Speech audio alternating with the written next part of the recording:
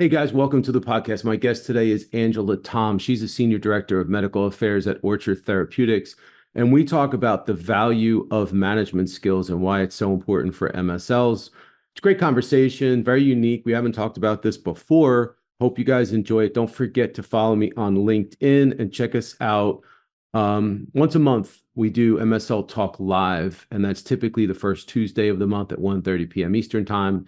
Times do vary, so follow the announcements and notifications on LinkedIn. And thanks for joining us. Welcome to MSL Talk with Tom Caravela, a podcast specifically designed for MSLs and all things field medical.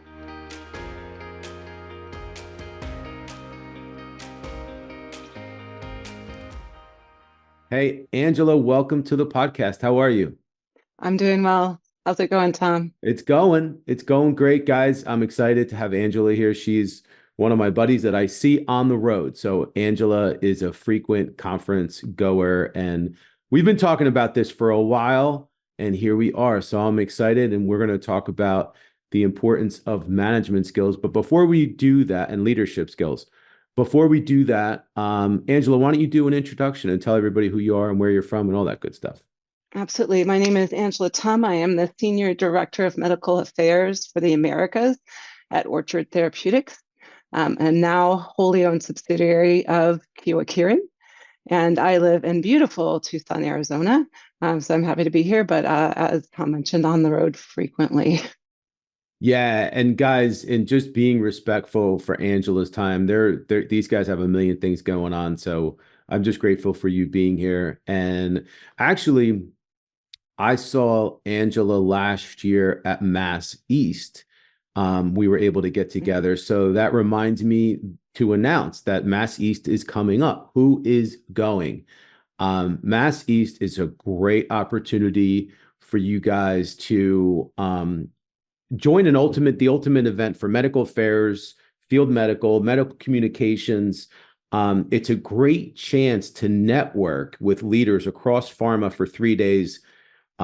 There's focused learning, fun networking, elevate your expertise at the Fierce Medical Affairs Strategic Summit East. This year, it's in Jersey City, New Jersey. Dates May 6th through the 8th. And listeners of the MSL Talk podcast can receive 25% off on registration by using the code, and there's no space, MSL TALK, 25% off. Use that code MSL Talk. And you have to go to register.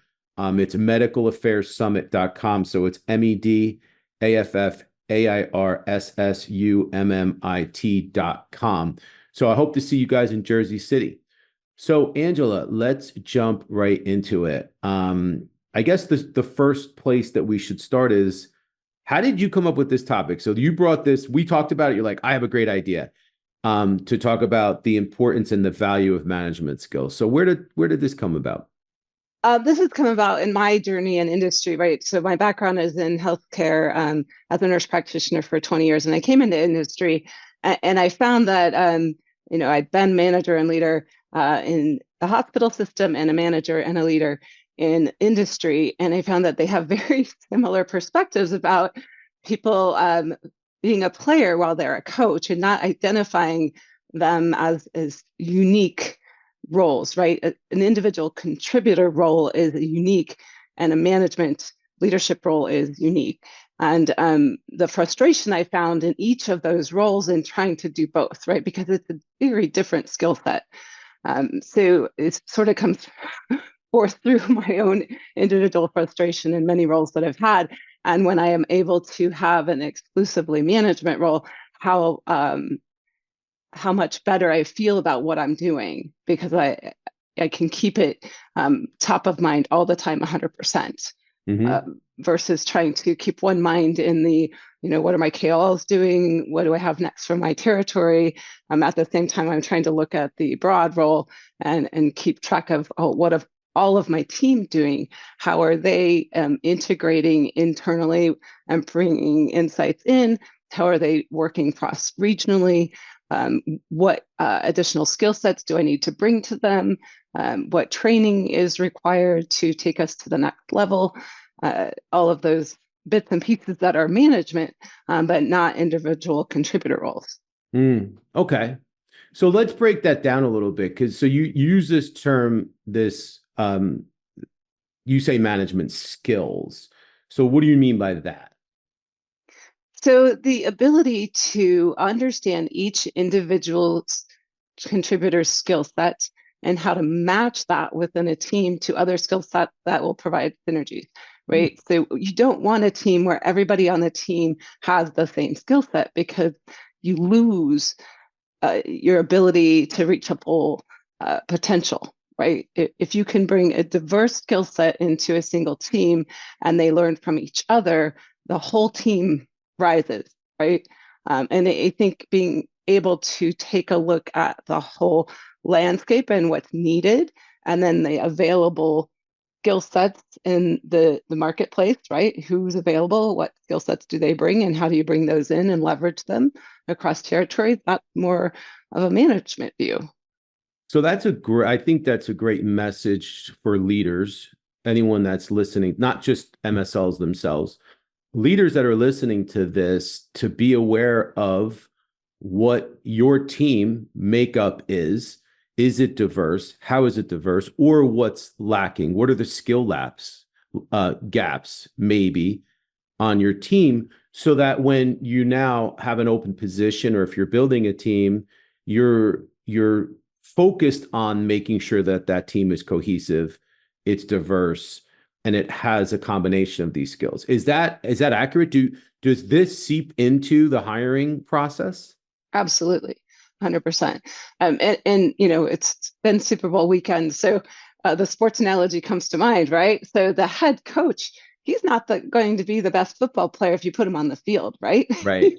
But Yeah. he's going to know, and I don't know football that well, but he's going to know, do I need a new tight end? Do I need a different quarterback?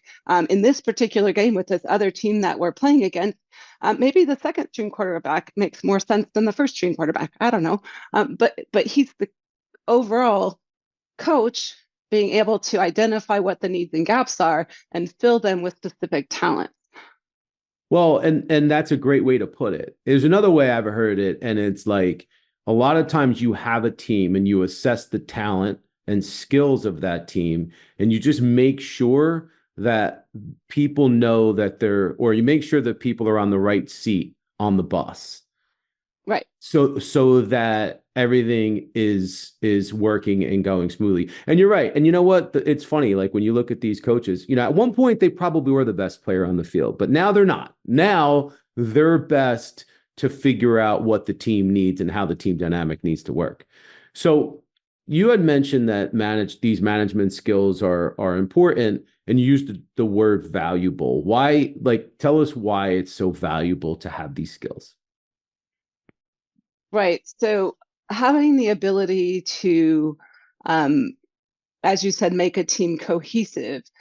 I'm getting ready to launch, and I am having to pay attention to where each person is in their sort of growth and development as an MSL, and where they fit appropriately in the launch process, and sort of not hold their hand, but pull them through, like connect the dots and pull them through, and communicate to the internal stakeholders that we've got this, right? Because there's a lot of anxiety, and especially in a small company in biotech, around a launch process.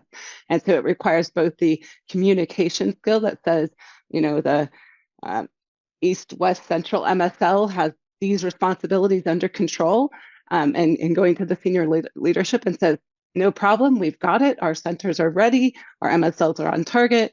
Education is happening. And I know this because A, B, and C. I know this because we've provided this skill training, because we've onboarded in this way, because we've provided, these virtual trainings, et cetera. You've been able to map it out for internal leadership, but also for the field team, making sure that you've acknowledged what their needs are and filled the gaps with whatever training is necessary and pulled it through.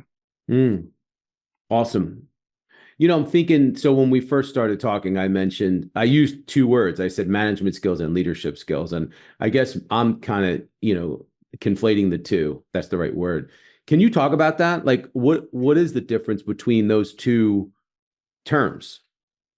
Yeah, so I think they are unique, but not mutually exclusive, right? Mm, Um, you can be a great manager of people without necessarily being a leader in the company, right? You can pull people together for a specific task. You can identify needs in an individual and what their training is and how great communication skills, and not really want that broader leadership skill. You can also be a great leader in the company without managing individuals, right? hmm You can take on projects, you can pull them through, you can shine without really having the want or will or skill set to manage individuals who can pull and tug in different ways. And, I've met a lot of people that say, I don't want that job. I don't want to manage people. I don't want to do that. But I love setting an example. I love mentoring individuals without managing them, right? There are a lot of great MSLs out there, career MSLs that are great at what they do, and they love taking on individuals for mentoring specific skill sets.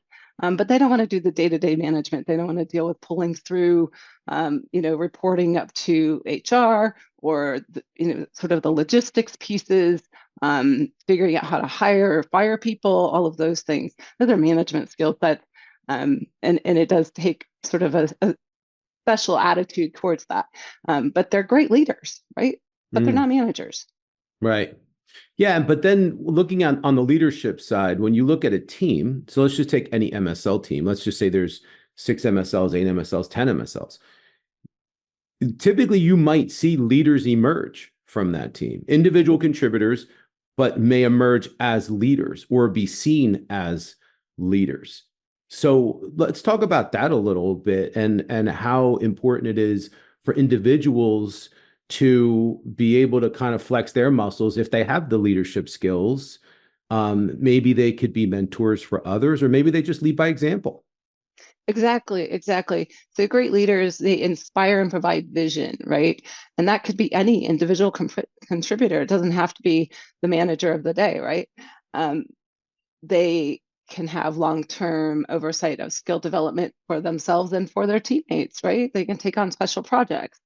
They can um, identify, the specialty that they're so interested in. So what my company does, MPS1, we happen to have an MSL on our team that has a wealth of experience and knowledge around that specific disease and is a natural leader when it comes to thinking and talking about how we work in that community um, without the want or need or sort of time at the moment to be a manager, but definitely a leader day one in this role. Definitely.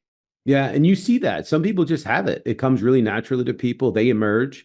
And it's a skill set that comes naturally to them. Some others have to develop that skill. And it needs to be nurtured a bit. So what about the opposite? So let's say you had somebody that is an MSL and they have no desire to get into management or to lead people. They just want to be a good MSL. How important are these skills, whether it's management or leadership skills, for those MSLs? I like that question. Great question. So, what comes to mind is the word of caution. If when they're saying, "I don't want to manage, I don't want to lead," I'm kind of pulling that apart, the why behind that, right? Because Mm, what you don't want on a team, regardless of management or leadership, is somebody working in a silo, right? mm, And not connecting to the other team members or to the internal stakeholders, because again, you'll miss out on having, the highest performance that the team can have if there's not connection there. So making sure you're identifying and pulling apart those pieces. Sometimes people are just introverts, right? mm. I'm naturally an introvert, so I can really identify with those individuals. But understanding the why behind and maybe finding opportunities for leadership that match that personality. So that person can grow and develop into that and avoiding any of those kind of siloed working styles. Yeah, But interesting. yeah. And then, it makes me think of the folks that may be a little bit more on the junior side. So let's talk about, because there's a lot of folks that listen to this podcast that are a little more junior in their career, and are starting out and looking at hopefully finding success as an MSL, what would your advice be to those folks as they start to develop some of these management or leadership skills earlier in their career so that they can have a great, you know, trajectory later on? Yeah, I think in any role, first identifying what is it that you love, what it is Mm, that you love to do, what topic, what disease state, what space, where are you the happiest, and then sort of really digging into that, because you can become a subject matter expert in anything just by learning. Um, and then you become that person that people naturally want to come to for information. And that can grow over time and expand into different roles. I think also uh, bite-sized pieces, right?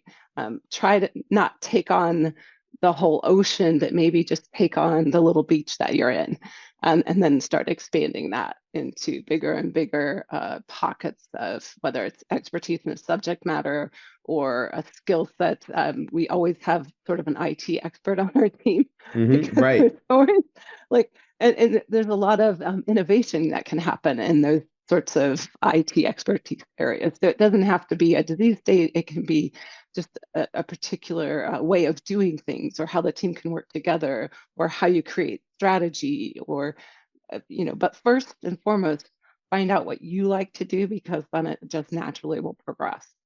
Yeah, I think it's important we all in our careers, and I think whether you're an MSL or whether you're a CPA or a college professor, I think it's important to have an understanding of what your strengths are. And Absolutely. when you have a good understanding of what brings you energy, what are you strong in, what comes naturally to you, what's the intrinsic signature skills that you have, that should help you. If they come naturally to you, that means that you have the capacity to be a leader in at least those areas. So you mentioned, for example, some people are just more organized than others. Some people are more technical than others. There's always that person that's like the go-to, like almost like the team IT guy, if you will, that's like, yeah, I'm really good with the CRM. If you have any questions, come to me. So that's a strength. So I use that as an Yeah. example because I think it's important for people. It gives people a lot of satisfaction and self-worth, career satisfaction and self-worth in knowing that you can be the go-to person at something. So I think that's a really important piece of this equation. Do you agree? I totally agree. And it's also important to um, say yes to opportunities, and expand that comfort zone a little bit, um, but be willing to ask for help in that process, right? Yeah. So some of us get that mindset where we feel like, I have to do this. I agreed to do it. I'm going to do it on my own, without realizing that there's an abundance of resource available to them for assistance, right? To guide Yeah. them through. Yeah. Absolutely. Yeah. So, all right. So now we have an understanding of the importance and the value of management skills. So what's next? So how do folks leverage that for their careers? Absolutely. So, first of all, know where you are in the spectrum, right? Are you individual contributor focused on leadership and not management? Are you a manager um, who prefers to be sort of managing their team, but not growing, and never going to be a chief of whatever because they just don't want to be at that level of leadership? Or are they somewhere in the middle where they like the leadership and management combined roles? So figure out where you fit in the space and continue to develop that skill set where you've identified yourself as being a natural fit. And then moving forward, making sure in each role that you take on, and this is something where I'm working consistently at, um, being really able to differentiate the roles and responsibilities, right? Reviewing job descriptions, make sure, well, ask questions around that. What is the responsibility here? What is this specific role? Small biotech, there's a lot of hybrid roles. So, okay, great. We've got a couple of hybrid roles. Are they all leadership level? Are they individual contributor and leadership level? How do we differentiate those? And where do we want to refine that a little bit? Yeah. And where do you see things going? Obviously, there's been so many changes post-COVID. There's new technologies that are emerging. AI access is becoming a challenge, or has become a challenge over the course of the last couple of years. And we're talking about MSL skills and how to develop and grow. So, what do you think when you look at where we are now and where the MSL of the future is going? What advice do you have for them? Continuously building those new skills, right? The virtual world allows for a lot of efficiencies and maybe time that otherwise providers won't give us, right? They don't want to meet us in person, but they'll maybe establish a virtual meeting. And how do you bridge that to a live meeting? Because we also know that in-person engagement provides something that virtual engagement can't provide with regard to connection, individual connection. And I've seen maybe in a bigger pharma, I'm not sure it's true, but in smaller pharma, the KOL seem much more willing to engage at conferences, and use the conferences to move projects forward, collaborations forward, et cetera, more than allowing people to come into their offices. So leveraging the time virtually, approaching a conference, and then pulling through with some live meetings is one way to manage those relationships. Persistence is key, but understanding what the limitations are, right? And I've made the mistake of, asking one too many times and getting kind of shut down early in my career, and learning that, you just have to respect people's boundaries, and that people that want to collaborate will meet you in the middle, and there are just some people that don't want to collaborate, and that's okay. You have to allow for that in your space. Well, and it's, you're making me think of another piece of this equation, which is emotional intelligence and reading the room and understanding your place. How much does that play into it? Because I know that people that have high IQ or develop that muscle and are really good, a lot of times have matured in their career a bit, or have a decent amount or a significant amount of field experience where they're able to draw upon that. So would that fall under, do you feel like that falls under this heading of leadership and management type skills? Absolutely, emotional intelligence, because it works through all of those internal stakeholder engagement, team engagement, and external stakeholder engagements for management and leadership. So it's very important to intentionally develop that EQ, emotional quotient, through reading and activity and practice, all the way around. And that's a whole nother conversation. I didn't mean to bring that Yeah, up at the I very love end. We're it going to though. start Yeah. throwing it. Can I I put do a plug too. in for my favorite book? It's called Quiet, and it's about sort of introverts and their ability to be leaders. But there's this misperception that introverts can't be leaders, and one of my favorite books. I love that. So the book is Yeah, called Quiet. Do you know who the author Quiet. is? I could pull it off my shelf, but No, maybe no, I'll no, give it to no. you So afterwards. check out the book Quiet, guys. And I love that. I appreciate that recommend. That happens all the time. People always ask, Tom, what books are you reading, or any recommendations? So if you're an introvert, you read that book. Yeah, absolutely. And I'll tell you, there's actually a bunch of really good books as it relates to that the emotional intelligence, and people skills. So one of my favorites, and I've spoken about it before, is a book called Captivate by Vanessa Von Edwards. I love the book, and I've been meaning to do a podcast book review on this. It's called Never Split the Difference by Chris Voss. And that's a book on negotiation. He's a FBI negotiator, but it's really not a negotiation book.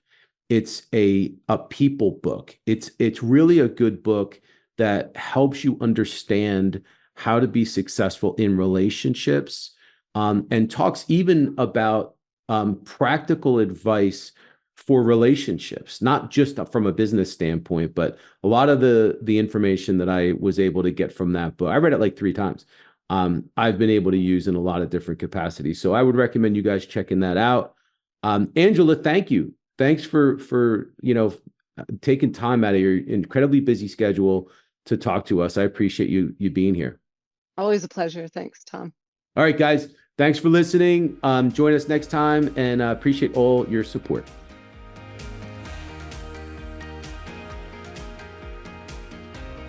Thank you so much for listening to the show. And if you enjoyed it, please subscribe so that you don't miss an episode in the future. And feel free to leave a rating or a review or a comment. Thanks again, and we look forward to seeing you soon.